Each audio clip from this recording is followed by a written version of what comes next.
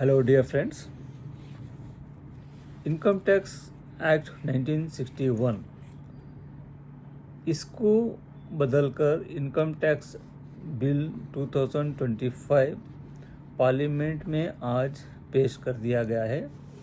इससे पहले ये बिल को कैबिनेट ने मंजूरी दी थी और पार्लियामेंट में अप्रूव करने के लिए इस बिल को पेश कर दिया गया है। जो पहले कानून था इनकम टैक्स एक्ट 1961 1960 पर 1 से लेकर 2024 तक ये कानून इतना बड़ा फैलता चला गया, इसको पढ़ने के लिए बहुत सी मुश्किल आ रही थी टैक्स प्रोफेशनल्स के लिए और टैक्स पेयर्स के लिए भी।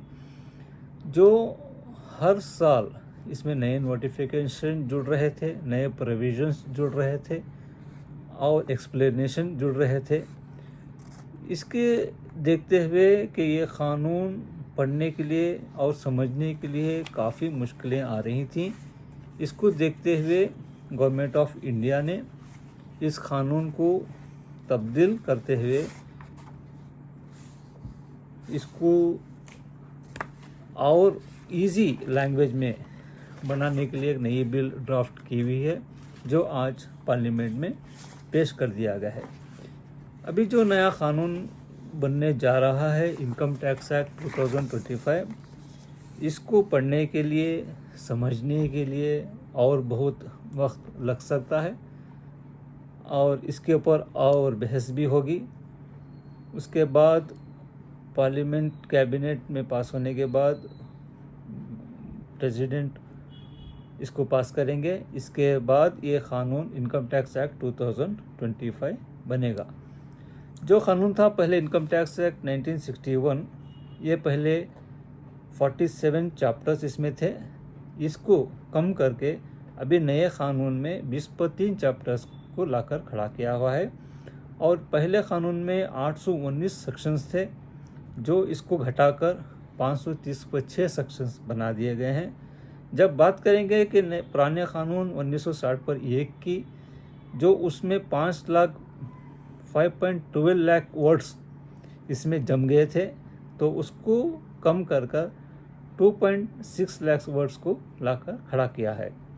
और जो पहले क़ानून था इनकम टैक्स एक्ट 1961, जो तकरीबन 900 पेजेस या उससे ज़्यादा भी कुछ क़ानून बनता जा रहा था, उसको रिड्यूस कर 622 पेजेस में तब्दील कर दिया गया है। और जब पार्लियामेंट में ये बिल रखा गया तो कुछ अहम सवालात जो थे इसको किस तरीके से लाया जाएगा, कब से शुरू होगा। ये क़ानून 1 अप्रैल 2026 से ये क़ानून हिंदुस्तान में लागू होगा। जब ये बिल बनाया जा रहा था तो इस बिल के लिए ये कमेटी बनाई गई थी, जो तकरीबन 150 ऑफिसर्स इस पे लगे हुए थे इस ड्राफ्ट बनाने के लिए, और कमेटी बनी थी। इसमें और 60,000 मैन आवर्स इसमें लगे हैं ये बिल ड्राफ्ट करने के लिए, और इसको सिंपलर लैंग्वेज में बनाया गया है, ये दावा किया जा रहा है। अगर आने वाले दिनों में इसको पढ़कर मालूम होगा कि कितनी सिंप्लीफिकेशन इसमें लाई गई है, और इसके बाद नए नए प्रोविजन या नए नए नोटिफिकेशन अगर इसमें जुड़ जाते हैं तो यह क़ानून किस तरफ जाएगा, ये आने वाले दिनों में मालूम लगता है। लेकिन अभी तो ये कहा जा रहा है कि इनकम टैक्स बिल 2025 सिंपलर है, सिंप्लीफिकेशन किया गया है। इसको पढ़ने के लिए और इसको समझने के लिए बहुत आसान लैंग्वेज इस्तेमाल की गई है, और टैक्स प्रोफेशनल्स के लिए भी आसानी होगी और टैक्स पेयर्स के लिए भी आसानी होगी पढ़ने और समझने के लिए। और इस क़ानून के लिए जो ऑनलाइन सजेशंस पूछे गए थे, तकरीबन 20,000 से ऊपर ऑनलाइन सजेशंस इस पर गवर्नमेंट ने हासिल किए हैं।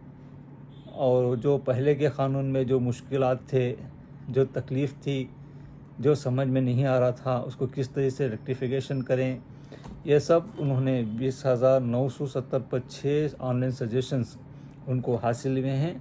इसके बाद इन्होंने इंटरनेशनल लेवल पर भी कंसल्टेशन लिया हुआ है, जिस तरह Australian tax officers, UK office, जो ट्रेजरी है, वहाँ से भी इन्होंने सजेशंस लिए हैं इसको किस तरीके से सिंप्लीफिकेशन लाया जाए।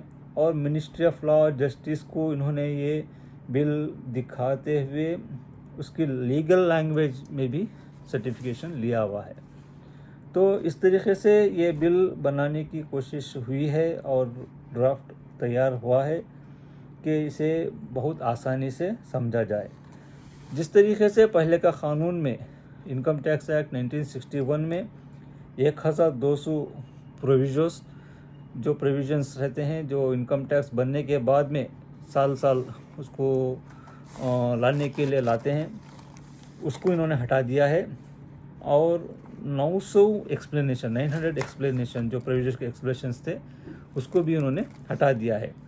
और सबसे बड़ी बात यह है इसमें ये आसानी की गई है कि टैक्स ईयर इन्होंने इंट्रोड्यूस किया है। जो पहले का क़ानून था उसमें फाइनेंशियल ईयर और असेसमेंट ईयर एक ही साल में ये 2 वर्ड इस्तेमाल हो रहे थे। इसमें टैक्स पेयर को भी तकलीफ़ हो रही थी समझने में और टैक्स प्रोफेशनल्स को भी तकलीफ़ हो रही थी कि कौन सा वर्ड कब इस्तेमाल करें। तो इसको इन्होंने हटाकर एक नया वर्ड लाया, टैक्स ईयर। एक ही वर्ड चलेगा, अभी फाइनेंशियल ईयर असेसमेंट ईयर नहीं कहलाएगा, सिर्फ टैक्स ईयर चलाएगा। बहुत अच्छी बात है ये, इसमें ये बहुत सी आसानी हो जाएगी कि टैक्स ईयर समझने के लिए। और बहुत एक अहम कदम इन्होंने उठाया है NGOs के ऊपर।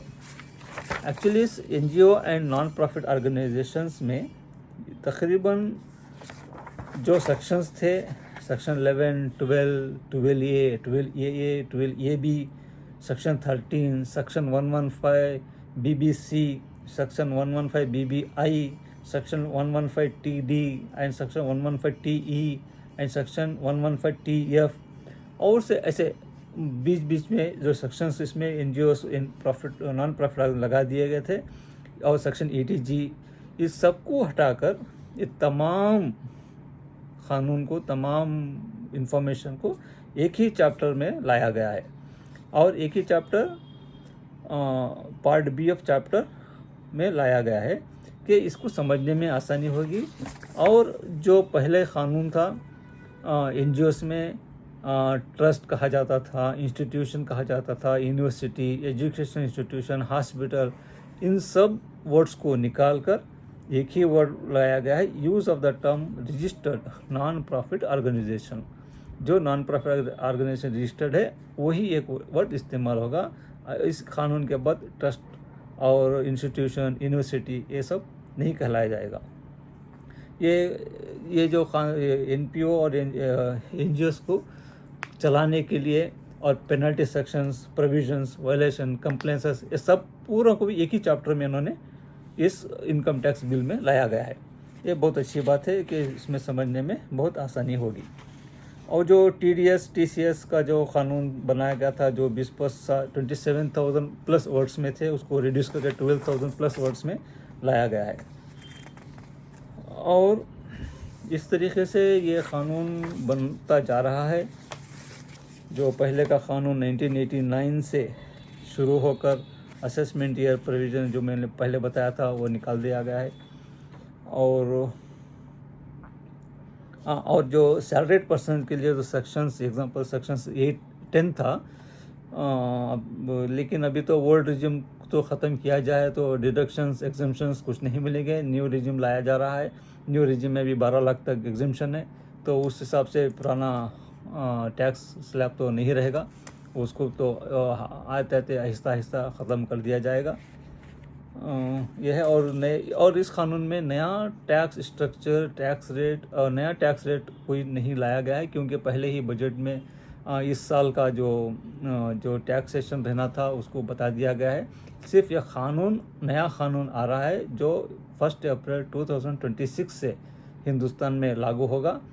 और इसके बाद अंदर से जो पहले जो प्रोफेशनल्स के लिए जो टर्नओवर लिमिट्स था 44AD 44AB उसको लिमिट्स को बढ़ाया गया है, जो आने वाले दिनों में नोटिफिकेशन के ज़रिए बजट के ज़रिए बताया जाएगा।